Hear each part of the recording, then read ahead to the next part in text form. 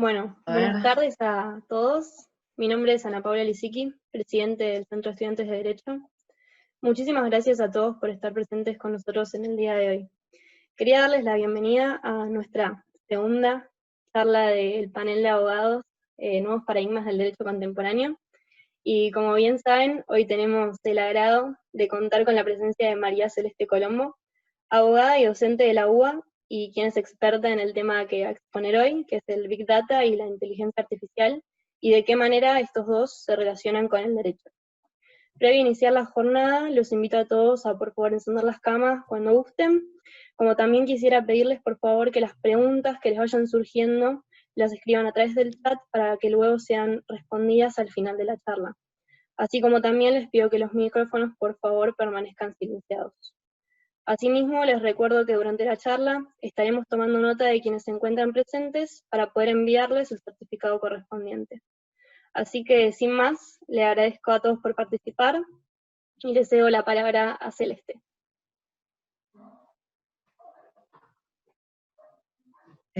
Buenas tardes a todos. Ahí está.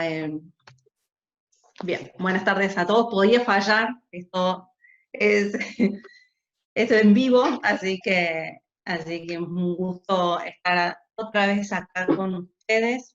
Muchísimas gracias a Seduca por invitarme. Es un gusto, una vez más, acompañarlos. Muchísimas gracias a Ana, a la presidenta de Seduca, a la vice Marianela. Muchas gracias a todos por acompañarme.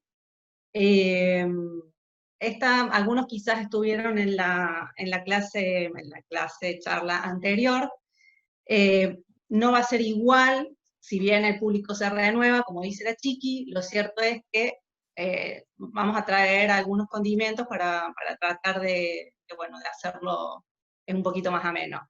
No vengo a tirarles postas, esto es solamente para introducirles, creo que es el único virus que podemos contagiar, que es el de la curiosidad, y tratar de llevarle alguna tipo de, no sé, alguna incertidumbre, no quiero dejarle nada de certezas y que se animen a investigar porque es un tema que es sumamente fascinante, es lo que se viene, y sobre todo ustedes, que muchos están estudiando la carrera de grado, es hacia donde vamos. Así que espero les guste, les sea útil, los anime y les fomente investigar estos temas. Yo lo que les voy a hacer es traerles solamente lo que he estado investigando, y sí algunas cosas que he estado pensando respecto a este tema, que pueden ser opinables y que se puede estar o no de acuerdo, pero es lo que hasta ahora he concluido. Uno puede obviamente cambiar más adelante. Así que mil gracias por acompañarnos y bueno, empezamos. Big Data, esa famosa palabra, no la introducción, Big Data sería grandes datos. Hay un libro que les súper recomiendo para leer, no es de derecho, es de divulgación científica, de Walter Sosa Escudero, se llama Big Data, y empieza así tal cual, por eso lo puse allí en cursiva, con esta frase, llueven datos. Y la verdad es así. Si ustedes desde que se levantaron hoy a la mañana hasta este momento, de hecho ahora estamos emitiendo datos, con el celular estamos emitiendo datos, a la mañana temprano sí estuvimos por las redes, estuvimos haciendo likes, ya sea con algún dispositivo wearable también, estuvimos emitiendo datos a través de correo electrónico, etc. Hemos dejado todo una huella digital de lo que hemos estado haciendo hasta el momento. Y básicamente estos términos obviamente se refiere, ¿no?, a un gran volumen de datos. El término Big Data, y de por sí, este concepto Big Data claramente no cabe en nuestro ordenador, por más que tengamos 1 tera de capacidad o lo que fuere. se refiere a un gran volumen de datos, ya sean datos estructurados o semiestructurados, provenientes de cualquier dispositivo interconectado, GPS, móviles, básicamente cualquiera que pueda o sea capaz de producir información y enviarla electrónicamente. El término Big Data comprende las famosas 3B. Walter Sosa Escudero dice que, bueno, han ido evolucionando, se han convertido en las 5B, hasta llegar a las 4B, eso ya no sería una definición, pero básicamente comprende estas 3B de volumen, velocidad y variedad.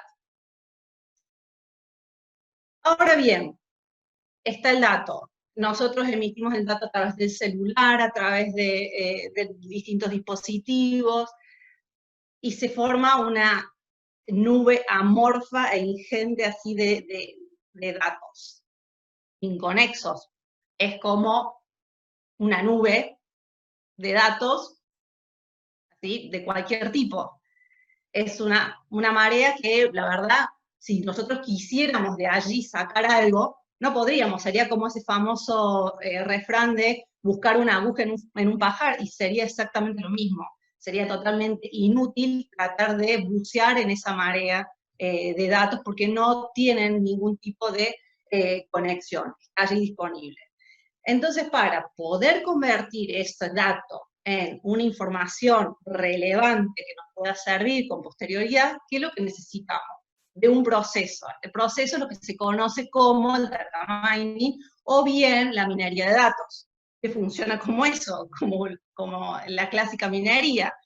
Es básicamente extraer segmentadamente aquellos datos que a mí me van a ser útil para determinado fin, ¿no? Es esta minería de datos lo que convierte a estos datos en información útil, y lo que me va a permitir segmentarlos, organizarlos para buscar estos patrones y lograr mis objetivos, ¿no? Algún autor ha dicho que en lo que es la revolución digital, de hecho, la materia prima son los datos, y estos datos necesitan ser refinados. Esta refinería de datos sería lo que es el data mining.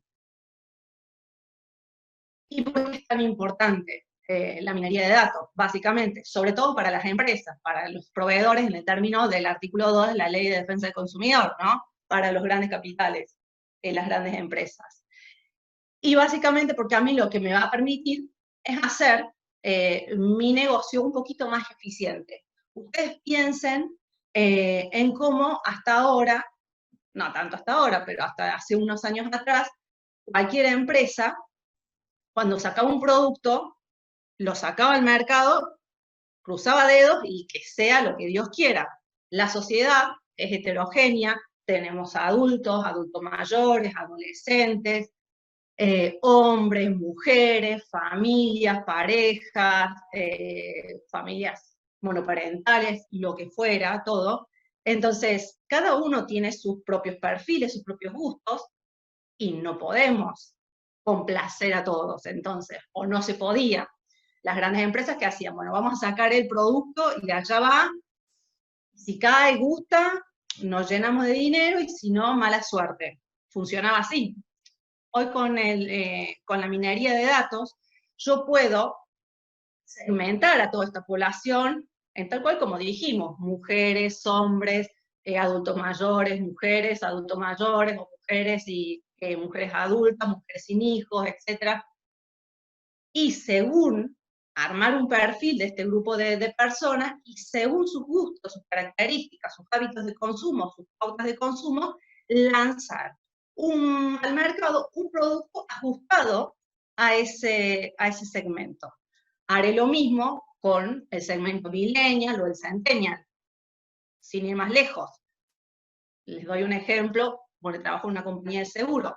Un seguro para un adulto mayor, para un centennial o para un millennial, en realidad el millennial quizás esté en condiciones de adquirir más un seguro de cualquier tipo, no es igual. Al millennial no lo hace llamar por teléfono ni de casualidad. Todo se maneja a través de apps, que quizás un adulto mayor sea muchísimo más difícil. Entonces los productos que yo como compañía lance al mercado se tienen que ajustar a estos tipos de segmentos. Entonces, ¿qué es lo que voy a hacer además? Reducir costos. Antes lo que tenía que hacer era básicamente, a veces a través de encuestas, tratar de recabar información. Hoy a través de los datos, haciendo una buena minería de datos, voy a reducir costos, tomar una decisión un poquito más eficiente, y sobre todo, que es lo que más les importa a las empresas, elaborar nuevos productos y servicios. Ahora bien, Big Data, ¿qué es lo que trae? Si bien trae muchos beneficios, también trae la posibilidad de que quizás a través del tratamiento precisamente de estos datos se vulneren derechos fundamentales, ¿no? Hoy por hoy tenemos reconocido la protección de los datos personales, no solamente la Constitución Nacional, también hay una ley específica. Obviamente tenemos que tener muchísimo cuidado de no afectar la dignidad de las personas, la identidad, sobre todo la identidad digital, el derecho a la privacidad. En la charla anterior, uno de ustedes, que no sé si estará aquí, me hizo una pregunta al final que me dejó pensando muchísimo en esto, en los derechos fundamentales que estaban imbrincados precisamente en todo esto con Big Data, ¿no? Y entonces me puse a estudiar un poquito más de eso. Y algunos autores hablan precisamente de que tenemos los famosos derechos clásicos, derechos fundamentales que están amparados en la Constitución, de los que vienen hablando los tratados internacionales, que han hablado los tratados internacionales, los que siempre conocemos, pero es necesario reformularlo a través de este nuevo prisma, que es el de las nuevas tecnologías. Y merecen también ser reconocidos una serie de derechos que, si bien sí, obviamente se empalman con el derecho a la identidad, a la privacidad, pero tienen características propias. Entonces dice, ¿por qué no hacer una especie de carta magna? A los constitucionalistas la palabra carta magna les cae muy mal, pero como una especie de carta magna digital, una carta digital que reconozca este tipo de derechos. No nos vamos a meter mucho en esto porque no es el tema de esta charla. Pero como para que se dé una idea de los famosos derechos digitales y lo que se debería empezar, o hay algunos autores que inclusive ya están desarrollando. La pregunta era esta, por eso lo puso muy primero. Este chico me preguntó si consideraba que era un derecho humano el derecho a Internet. Creo que sí. Bueno, el derecho al acceso al Internet, porque eso está sumamente relacionado con la libertad de expresión, el derecho a la neutralidad de la red, el derecho a la identidad digital, que es sumamente importante saber cuál es nuestra verdadera identidad digital. A través de Big Data se hacen perfiles digitales de los cuales nosotros no sabemos. Uno generalmente se hace un perfil, que es el que uno tiene, porque bueno, no sé, yo soy profe y me interesa obviamente tener un cierto perfil por el trabajo que desarrollo, no solamente en la facultad, sino también en mi trabajo profesional. Entonces yo creo que tengo más o menos todo calculado, ya sé lo que publico en Twitter, lo que publico en Instagram, lo que publico en Facebook, etc. Yo ya creo que tengo una identidad digital, pero de mí se está haciendo un perfilamiento a través de todos los datos que se está recolectando, del cual yo no tengo idea.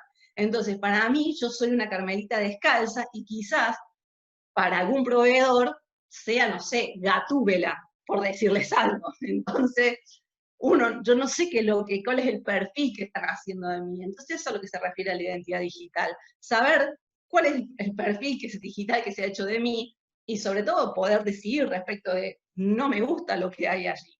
Derecho a la privacidad, derecho a la desconexión. Esto tiene mucho que ver con el derecho laboral, derecho a la desconexión. Hoy por hoy estamos todos en casa, trabajando, y es sumamente importante, y se está hablando muchísimo. Derecho a la salud, no solamente estar sano, sino, ¿por qué no aprovechar lo que son las nuevas tecnologías, los nuevos conocimientos científicos, y por qué no tener un mejoramiento, ¿no? Estamos hablando casi como Terminator, pero quizá vamos para ese lado en algún momento.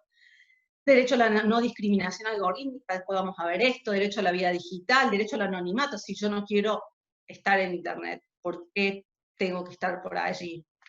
El derecho al olvido, a la portabilidad de datos, no, portabilidad numérica, también portabilidad de datos, ¿sí? Derecho a la educación digital, es sumamente importante, sobre todo cuando hablamos de consumo también. Derecho a la identidad múltiple, si yo tengo un alias virtual y con eso soy conocido, ¿por qué no merece cierto reconocimiento y protección? Y derecho al testamento digital, esto es muy, se refiere más que nada a qué pasa con mi perfil una vez que yo ya no estoy. ¿Cómo continúa? Bien. Inteligencia artificial. Bueno, obviamente que el combustible de la inteligencia artificial y por qué está relacionado Big Data con inteligencia artificial, y básicamente porque es el combustible de la inteligencia artificial, los datos, ¿no? A través de ellos se desarrollan todos los procesos y todas las tecnologías, o las nuevas tecnologías relacionadas con inteligencia artificial, que no queda enmarcado como en un solo concepto, sino que es esta constelación de procesos y tecnologías, ¿no?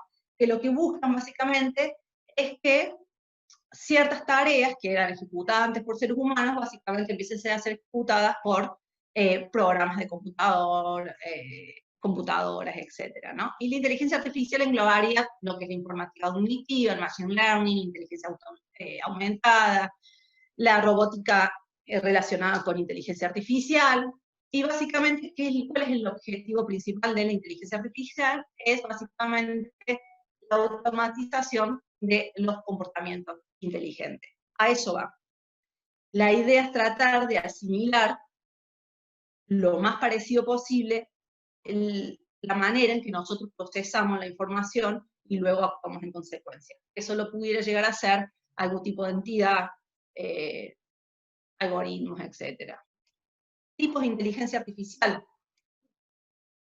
Tenemos la débil o estrecha. La doctrina dice que es la que se centra en tareas limitadas, es decir, se trata de una aplicación específica. Estaría Deep Blue, que era la famosa, ahora ya es totalmente vetusta, vieja, computadora que jugaba al ajedrez y que le ganó a los mejores jugadores de aquel entonces. Siri, Sofía, que está allí ese robot, que inclusive adquirió la ciudadanía saudí. Interesante porque tenía más derecho Sofía que las mujeres. Pequeño detalle. Generalmente se considera que hoy por hoy todos nuestros sistemas se corresponden más a esta inteligencia artificial débil. La inteligencia artificial fuerte, general o profunda, es una inteligencia igual o mayor a la inteligencia humana y equivaldría a una autoconciencia de esta entidad, ¿no? No sé si vieron esta película que es Chappie, creo que era. Se referiría a eso. Y luego tenemos, hay alguna doctrina que habla de la superinteligencia, sería onda Skynet, que es la inteligencia notablemente superior a la humana, pero en líneas generales se habla mucho de inteligencia artificial débil y fuerte. Algoritmos. Algoritmos. ¿Qué son los algoritmos? Es como que vamos de menor a mayor quizás. Inteligencia, Big Data, tenemos todos estos datos, hacemos una minería de datos, por esos datos tenemos datos procesados, hacemos esa refinería de datos que necesitamos para poder alimentar nuestro sistema de inteligencia artificial. ¿Y qué son los algoritmos? No. Como una definición así como muy chapucera, podríamos decir que una secuencia de pasos lógica, ordenada para alcanzar la solución de un problema. Este término algoritmo, usted va a decir, sí, relacionado con la computadora, qué bárbaro. No, error. Mohammed, que no vamos a decir todo ese nombre, porque seguramente lo voy a decir muy mal, era un persa, un matemático persa de allá del 825 después de Cristo, que en un libro traducido al latín, desarrolla este concepto y sobre todo utiliza este término de algoritmo, ¿no? Y allí se acuña, digamos, por primera vez.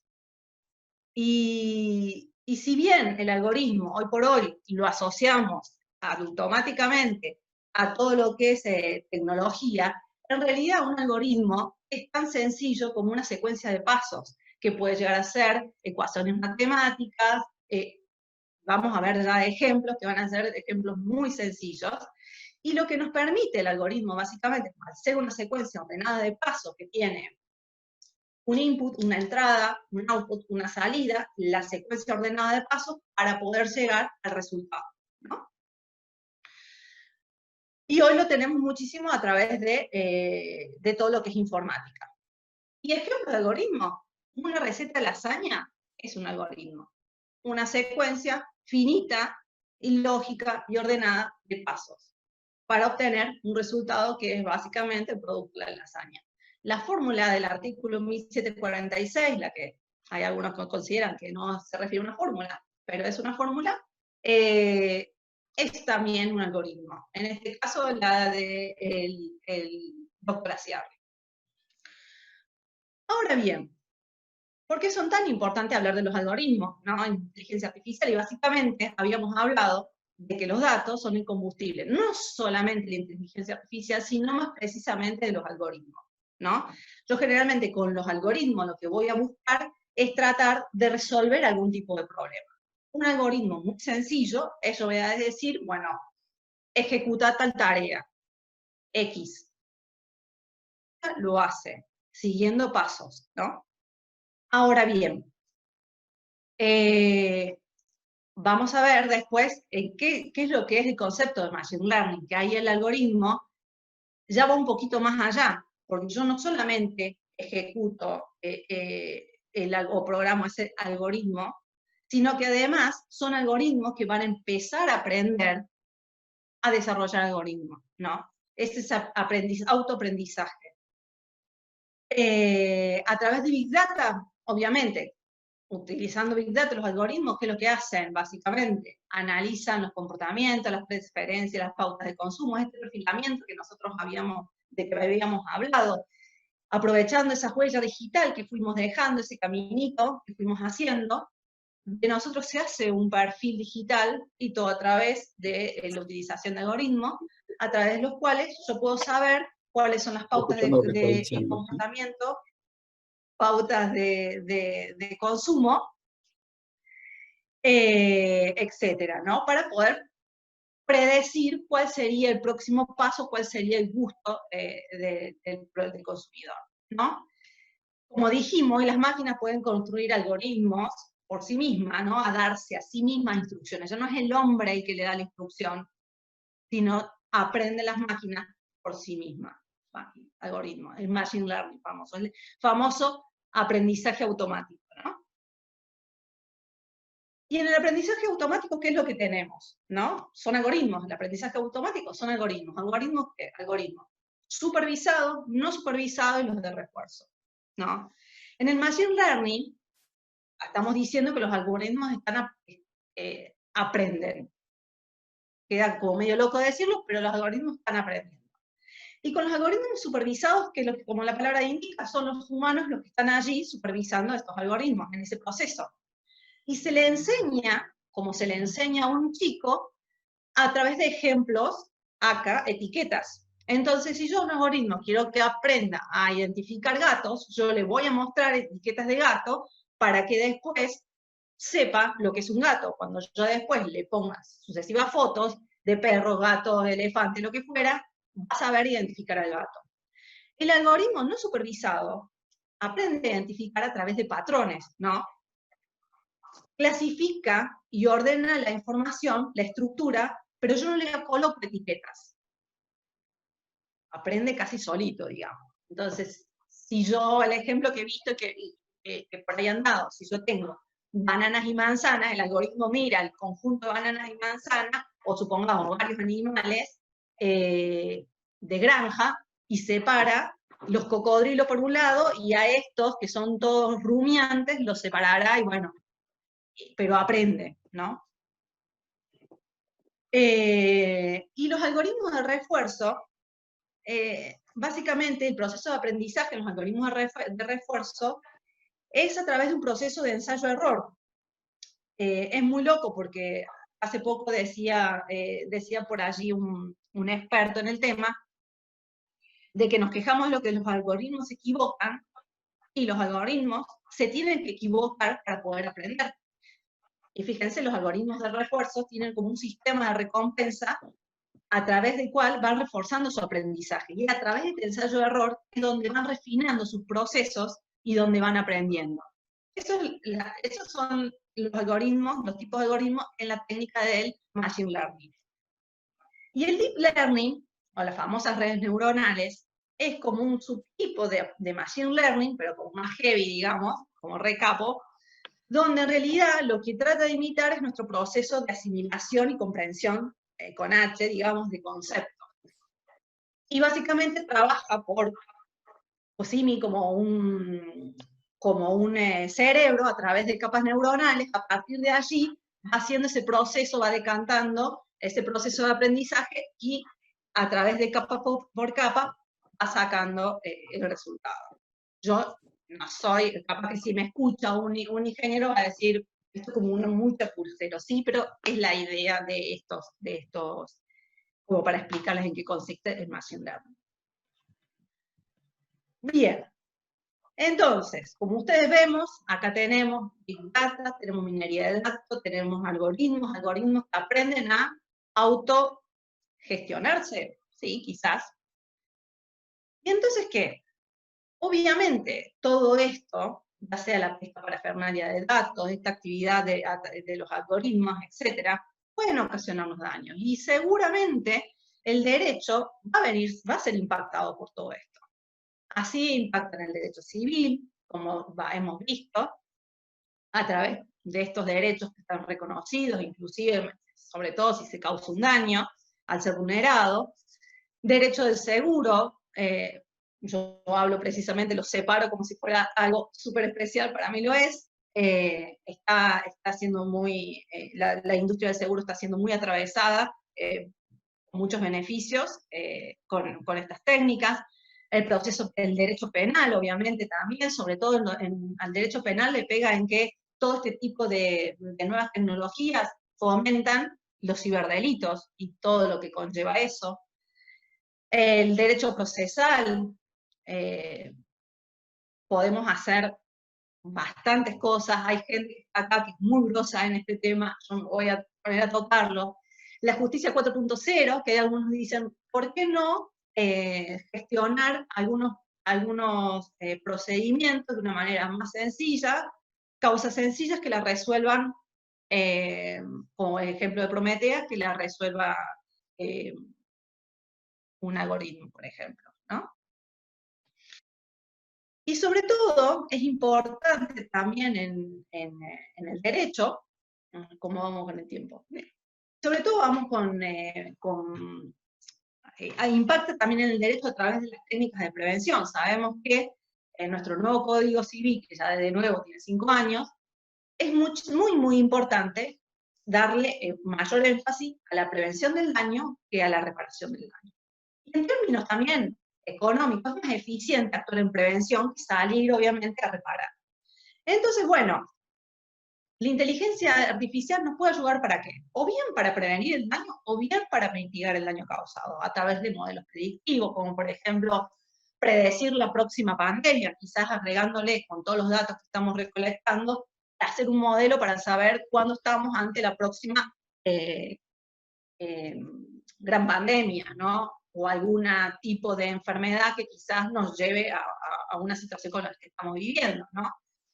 A través de los dispositivos wearables, también se puede actuar en prevención, los famosos relojes digitales con los que salimos a correr, te toman el pulso, puedo saber cómo es tu ritmo cardíaco, inclusive puedo llegar a utilizarlo como Vitality con Prudential Seguros. Yo puedo hacer un seguimiento de la persona para saber si se está alimentando bien, ¿no? Obvio, a través de dispositivos, sí, telemáticos, lo que fuera. ¿La persona tiene que consentirlo? Sí, tendrá que hacerlo. Pero a través de ello yo puedo prevenir en que lograr de esta persona para que tenga una vida más saludable. Algún autor del derecho del seguro dirá, sí, lo hacen para después no tener que pagar al tipo con las arterias todas tapadas, porque obviamente una persona que se mantenga saludable, lo más probable es que viva muchísimo más años. Bueno, El auto inteligente, están por seguro, muy bien, no sé cómo le fue con esta experiencia, pero también son dispositivos telemáticos agregados al auto para saber cómo conduce la persona, hacerle sugerencias y demás. Todo puede ser, todos estos dispositivos utilizados para la prevención del daño. Ahora bien, ¿podemos utilizar inteligencia artificial, algoritmos para prevenir un daño? Lo podemos hacer. ¿Tiene muchos beneficios para la sociedad? Claramente que los tiene, eso sí. Ahora bien, ¿se puede provocar daños a través de los algoritmos? Claramente.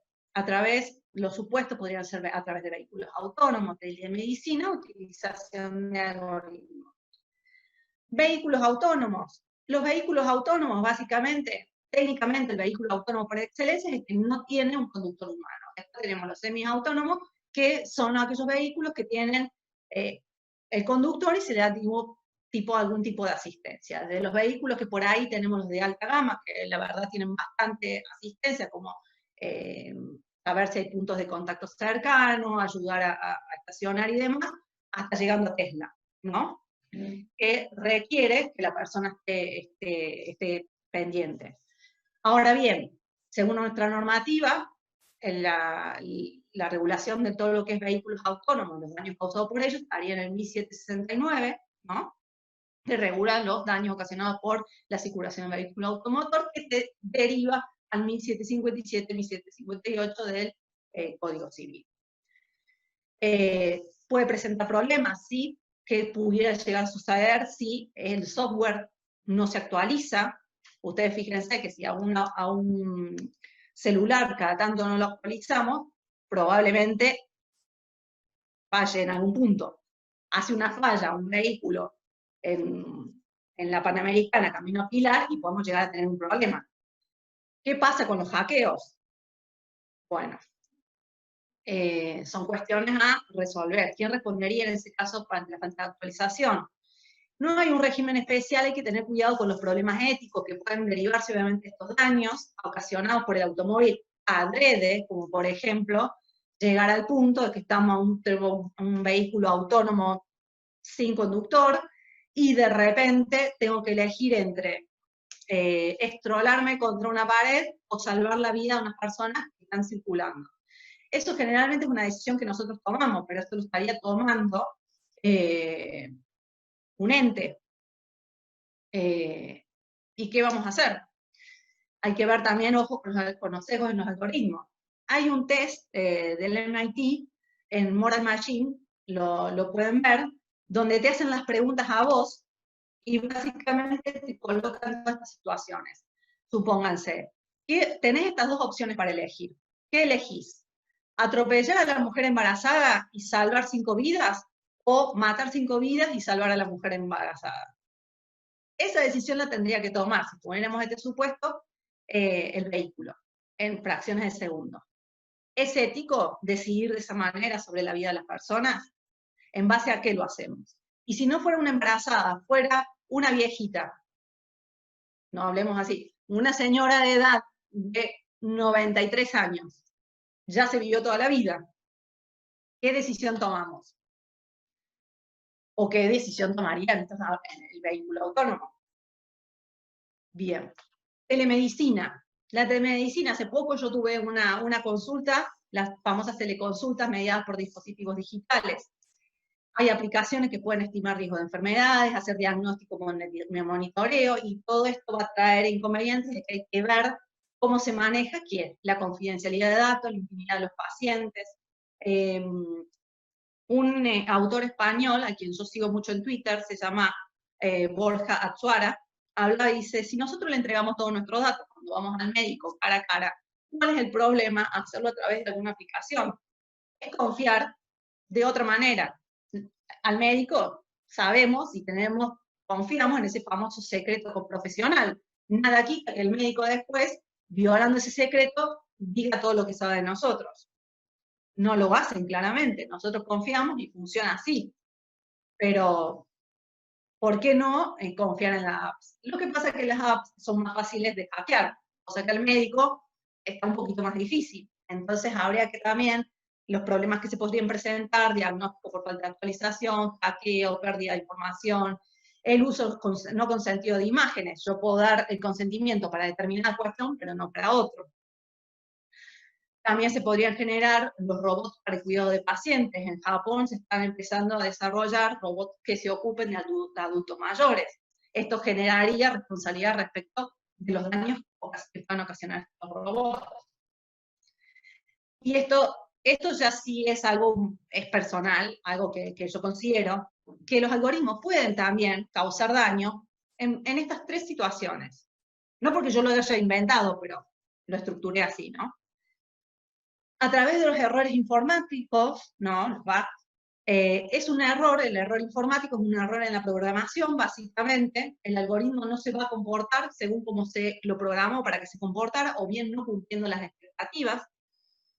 Sobre este ejemplo de error informático existieron dos cuestiones así paradigmáticas, el flash crack y el libro más caro del mundo, le puse yo, fue en Amazon. El flash crack fue en el 2010, donde la bolsa de valores tiene una serie de algoritmos, porque obviamente no vas a tener a personas 24/7 chequeando valores. Entonces son los algoritmos que se dedican a vender, a comprar, de repente entraron, nadie sabe por qué, algunos dicen que fue inducido, bueno, la cuestión es que la bolsa cae 1000 puntos, un desastre, se recupera a los 30 minutos, pero la verdad que todos quedaron un poco asustados. En el caso del libro más caro del mundo, Amazon tiene algunos algoritmos con los que vos podés ajustar el precio del libro. Por motivo que no se sabe, el precio de uno de los libros empezó a aumentar, el otro se ajustó, se fue una escalada de aumento del precio de un libro sobre mosca de fruta que terminó en la suma de $23 millones más los gastos de envío. No era envío gratis, como en Meli. Los sesgos algorítmicos también se puede ocasionar daño. Los algoritmos, como dijimos, se alimentan de los datos son extraídos de la sociedad lamentablemente está sesgada, todos tenemos sesgos en mayor o menor medida. Si eso lo volcamos a datos, los algoritmos se alimentan de esos datos, lo más probable es que los algoritmos sufran también de sesgo, no porque ellos consideren que está bien o que está mal, ni se manejen con ética, pero claramente es así. Podríamos tener un problema en la calidad de los datos, podríamos tener problemas al momento de recolectar los datos, en la calidad de los datos, en la etapa de selección, en la contextualización. Y bueno, obviamente los algoritmos de refuerzo, introducido ya el sesgo, al aprender, va retroalimentando y reforzando esos sesgos. Y también considero que se puede ocasionar daño a través de lo que denomino la manipulación algorítmica o el efecto burbuja. Este concepto lo saqué de Lee Pariser. Él habla de Fittelbaum y dice que nosotros los algoritmos, al hacer ese perfilamiento, por ejemplo, sin ir más lejos, Netflix lo único que va logrando es que saber qué es lo que te gusta. Entonces te va tirando todas las opciones que consideras que te van a gustar. Lo mismo pasa cuando paseas por diferentes páginas.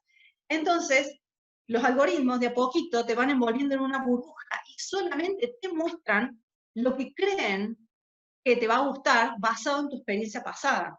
Entonces yo de repente, si no me preocupo por salir de esa burbuja, yo solamente voy a consumir no sé, series de terror, voy a comprar, no sé, carteras o flores, o de repente, que es lo más peligroso, si tengo una determinada orientación política, se me va a mostrar todo lo que reafirme mis convicciones, sin mostrarme que la realidad es un poquito más heterogénea, ¿no? Y eso es peligroso. Sobre todo si a partir de eso después nos manipulan. Ahora bien, la responsabilidad por el uso de algoritmos, como para no aburrirlos, el algoritmo no es una cosa, entonces yo no puedo decir que puedo responder por el vicio o el riesgo de la cosa, a lo cual si provoca un daño, ¿qué factor le aplico? El factor subjetivo. Bueno, anda a buscarlo al sujeto que creó, que lo introdujo, anda a probar su culpa anda a probar el dolo. Suerte con eso, sobre todo con el dolo. Convengamos para el deudor, y si hablamos de un consumidor, ni te cuento lo que puede llegar a ser deudor, el acreedor, lo que puede llegar a ser probar esto, lo que implica probar la culpa en un factor de atribución subjetivo. Entonces, en principio, no le sería aplicable el 1757. Ahora bien, ¿entra como actividad riesgosa, que también está regulada en 1757? Considero que sí, que entra como una actividad riesgosa porque pudiéramos llegar al algoritmo. Dijimos que no es una cosa, es un bien inmaterial. Entonces, es una actividad, porque Machine Learning es el aprendizaje de estos que van ejecutando los algoritmos. Yo considero que encuadra dentro de lo que es el concepto de actividad, ¿no? Que es desplegada por el hombre, sirviéndose de bienes inmateriales y que por los medios y circunstancias de su realización puede provocar un daño.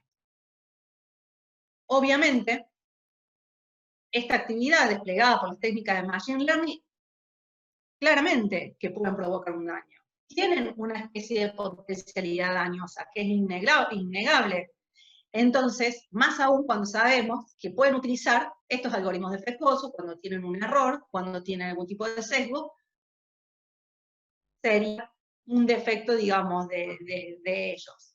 Entonces, si pienso, y está a consideración, y pues se puede pensar que no, lo contrario, que es una actividad riesgosa en los términos del 1757, respondería quien no obtiene algún provecho o beneficio de la actividad según esa teoría de riesgo creado, riesgo provecho, ¿no? Entonces, para mí, la responsabilidad derivada de la utilización de algoritmos en estas técnicas de Machine Learning y Deep Learning quedarían encuadradas en una responsabilidad objetiva por riesgos creados según el 1757 y 1758. La técnica me refiero yo, ¿no? Porque para que encuadre el algoritmo en sí, ¿no? Como en este tipo de responsabilidad, deberíamos definir de otra manera el artículo 16, y bueno, que sea comprensivo, porque claramente no es una cosa. Bueno, en el derecho de consumo, súper importante. Esto es parte de algo que escribí que no sé cuándo va a salir, en algún momento quizás. Considero que estamos acá ante un nuevo tipo de consumidores, que son los consumidores digitales, y son consumidores sumamente vulnerables. Estamos constantemente, porque todos somos consumidores digitales, traqueados en cuanto a nuestros hábitos, pauta de conducta. Ese famoso principio de conoce a tu propio cliente, nos conocen más de los que nos conocemos a nosotros. Ojo, los algoritmos, porque las empresas a veces tienen datos y no saben ni siquiera qué hacer, cómo se comen esos datos. Entonces, existe la posibilidad de que se desarrollen productos a imagen y semejanza del consumidor, ¿no? Entiendo que la categoría de consumidor digital encuadraría en el 1 de la Ley de Defensa del Consumidor y en el artículo 1092 del Código Civil Comercial. Aquí sí entiendo que cuando estamos hablando dentro de la ley de consumo, de cuando estamos en una relación de consumo, el algoritmo que tiene algún sesgo o algún bug es un producto defectuoso, en los términos del artículo 40 de la Ley de Defensa del Consumidor. Y acá, muchos que también están aquí y que son expertos en derecho de consumo, me van a decir, pero querida, el artículo 40 también habla de riesgo vicio de la cosa. Vamos a ver, considero que habría que rever el artículo 40 y sobre todo definir como se define quizás en nuestros ordenamientos, no hablar de vicio o riesgo de la cosa, sino del producto, y hablar de defectos en el producto, ¿no? Para poder encuadrarlo, ¿no? Yo igual creo que se puede también poder responder por la actividad desplegada, ¿no? Ahora bien, deber de información, cuando estamos dentro del ámbito del derecho de consumo, es la piedra en la que se basa todo este sistema adquisitivo de consumeril, este famoso deber de información. Bueno, nosotros sabemos que es lo que dijimos recién, sabemos qué es lo que se dice de nosotros, cuáles son nuestros perfiles digitales, no nos informa, ni lo sabemos. Y sobre todo los algoritmos, sobre todo en las técnicas, el algoritmo se suelta, digamos, como para hablar así bien chapucheramente, se suelta la sociedad, y el algoritmo va aprendiendo. En el medio va desarrollando pasos que ni sabemos, sobre todo aquellos algoritmos de caja negra, donde no se sabe qué fines tiene, qué fines persigue. A veces, ni siquiera el propio programador sabe qué pasos está siguiendo el algoritmo. Y a veces puede ocasionar daño, pero no porque el algoritmo sea qué malo, señor algoritmo, sino porque no tiene ética. Entonces, lo único que quiere es básicamente llegar a un resultado. Y el resultado, el paso lógico para la lógica del algoritmo, puede no ser ético según nuestra concepción de las cosas. O puede ser moralmente malo. Entonces se van a plantear estas dudas de qué esconde, qué intereses persigue. Entonces lo más saludable sería exigirle a estas empresas que tengan una transparencia en relación a los algoritmos. Esto significaría hacerlos de código abierto, donde nosotros podamos saber e investigar qué hay por detrás, que no haya puertas traseras que me lleven datos o que me filtren información con la que después yo no consentí. Acá viene también consentimiento informado, súper necesario, todo le ponemos agree en los términos y condiciones. Bueno, nosotros técnicamente prestamos consentimiento en las diversas apps. Yo no sé a qué le dije que sí, chicos, la verdad es esa, no sé ustedes. Entonces, surgen los términos y condiciones. Los términos y condiciones te ponen ante el peligro de la sobreinformación. Esto lo saqué de esa página y fíjense, Microsoft tarda 63 minutos en leer 15.260 palabras. Eso es lo que son los términos y condiciones. Si ustedes se tomaron una hora de su vida para leer los términos y condiciones de Microsoft, bueno, qué genios. Spotify, Zoom, miren, 28 minutos nos tardaría ponernos a leer. Tinder, que no sé muy bien qué es, pero me dijeron que es algo que la gente se conoce. Uber, Twitter, fíjense la cantidad de palabras y sobre todo los minutos que te demoraría para entenderlo, y en la letra que lo entendés y de la manera que lo puedes llegar a entender. Dilemas. Y básicamente de todo lo que hablamos, ¿qué es lo que trae? Nos tenemos que poner de acuerdo, humanidad toda, o los diferentes, bueno, es lo que está tratando de hacer la Unión Europea, sobre un marco regulatorio para inteligencia artificial. Es sumamente necesario. Y acá es algo que también dije la otra vez y creo que ustedes, chicos, tienen como un plus. Seguramente odiarán las materias de filosofía, las de ética, y cómo les machacan una y otra vez con esos temas. Y la verdad que ustedes creo que van a salir sumamente formadas en esto. Y que quizás otros alumnos de otras universidades no tengan ese plus que yo creo que ustedes tienen. He tenido la oportunidad de conocer gente de la UCA y la verdad es que es algo que es súper valorable, esa formación. Porque en lo que hace, lo que se está haciendo, es tratar de ver si se puede regular a través de qué, de principios éticos. No solamente en el uso de los datos, también en el desarrollo de algoritmos. Intentar de que la mayoría de estas técnicas tengan un código abierto para saber qué es lo que buscan, qué es lo que persiguen, cuáles son sus fines, y que no tenga puertas traseras que me estén filtrando y eventualmente pudiera ocasionar algún tipo de daño, ¿no? Ser claros con ese deber de información, tener cuidado con la sobreinformación, porque la sobreinformación equivale a no información. Entonces estoy violando ese principio. Repensar los derechos fundamentales, evitar sobre todo los sesgos, porque lo único que hacen los sesgos es perpetuar todas las injusticias a las que nos venimos quejando.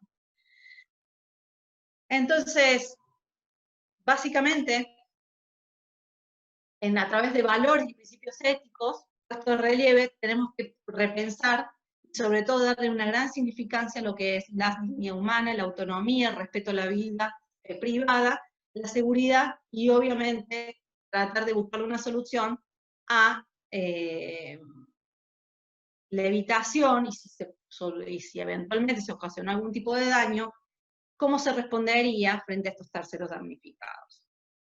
Finalmente, no lo encuentro en español, pero básicamente lo que dice es mi esposa me preguntó por qué estaba hablando tan despacito en casa y le dije que tenía miedo de que Mark Zuckerberg me estuviese escuchando, ella se rió, yo me reí, Alexe se rió y Siri se rió. Que nos están escuchando, o sí, claramente nos están escuchando.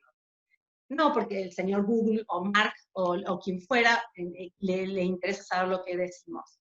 A través de eso se retroalimenta y aprenden estos sistemas. Pero no obstante, es necesario saber qué se está haciendo con nuestros datos y darle un poquito más de transparencia al tratamiento de ellos y sobre todo a estas técnicas como Machine Learning, etc. No hay que salir corriendo hacia las cuevas y esconderse, sino tratar de ser un poquito más responsables y exigir, obviamente, un cierto marco para el respeto de nuestros derechos. Eso es todo.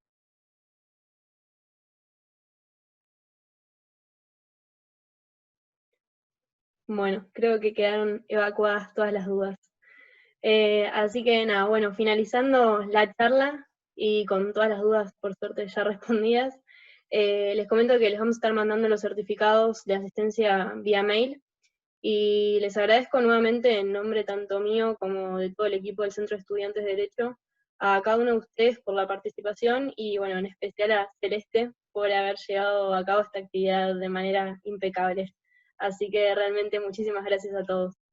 Muchas gracias, Educa, por la invitación. Muchas gracias, Anita. Realmente es un placer estar con ustedes, acompañarlos. Los quiero felicitar porque realmente he estado mirando el cronograma de la actividad en sí de este panel de abogados y está muy bueno que ustedes estén investigando o al menos tratando de llevar voces en temas que no son los básicos del derecho. Y respecto de una de las chicas que también hizo la pregunta, esto es, no hay mucho escrito, se está comenzando a escribir, así que es la oportunidad para estudiar, para investigar, para proponer ideas, para equivocarse y para aprender. Así que los invito a que se sumen a algún ámbito que tengan allí en la Facu, que les exijan también a sus autoridades y demás, que les den el espacio como para poder investigar, porque la verdad que está bueno y creo que es el futuro.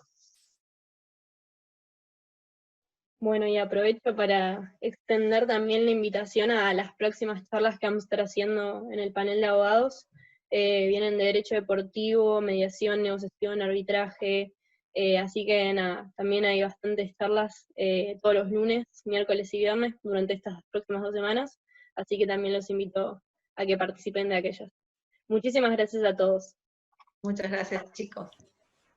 Chao, muchas gracias.